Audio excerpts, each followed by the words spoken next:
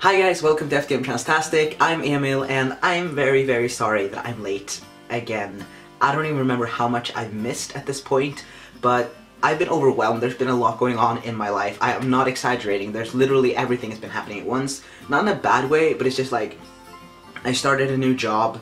And then I have to prepare 2 auditions for 2 different schools. I'm planning a move slowly but surely. I'm planning my cosplays for the summer, and it's just like everything has been happening at once. Everything. My cat got spayed. Like everything. But it's not bad things. It's just a lot at once. And so I needed a break. But hopefully now I will be back. I know I said this last time, but hopefully now there won't be any more interruptions.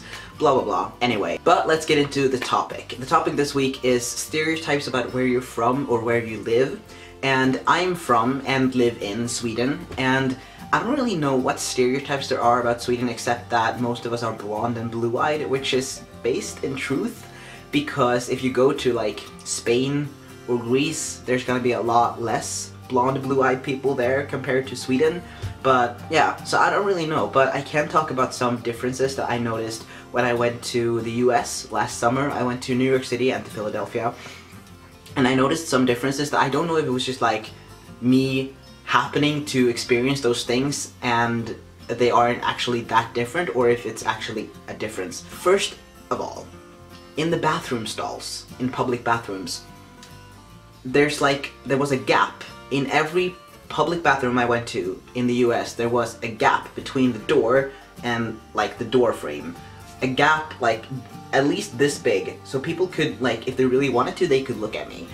That was creepy. I've never experienced that before, and I don't know if I just happened to walk into every bathroom that had that kind of stall, but I just felt like it was always, the gaps were so big, and I'm like, why? Another thing that I noticed was that, I mean, obviously this could differ because America is very big, so this could obviously differ depending on where you are, but in New York City, at least, there was so much diversity among people. Like there was just so much. In Sweden there is a lot of diversity too, but it's like nothing compared to what it was like in New York City, and that was awesome. That was amazing. There's also like common knowledge in Sweden, at least, that Swedes are a lot less talkative towards strangers than Americans are.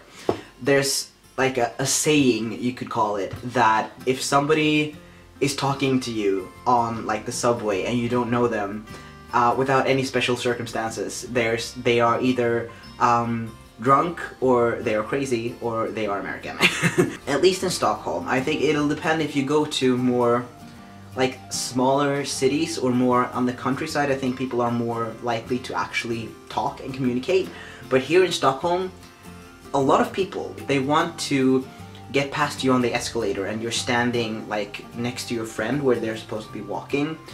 They won't say anything. They'll stand behind you, loom over you like this creepy Slender Man thing. They won't say anything. They won't say excuse me. They won't even tap your shoulder. They'll just stand there and get increasingly angry that you're not somehow noticing telepathically that they are behind you. And they'll get angry that you're not moving, and eventually some of them will actually just push past you. They'll literally push past you before saying excuse me. This is my pet peeve. I hate these people. It happens a lot. I don't know if that happens in America too, and it's just like a human thing. If you have any stereotypes about Sweden, tell me in the comments, and I will tell you whether or not they are true. I will see you guys next week. Very much hopefully, but I think so. Okay, love you guys. Bye.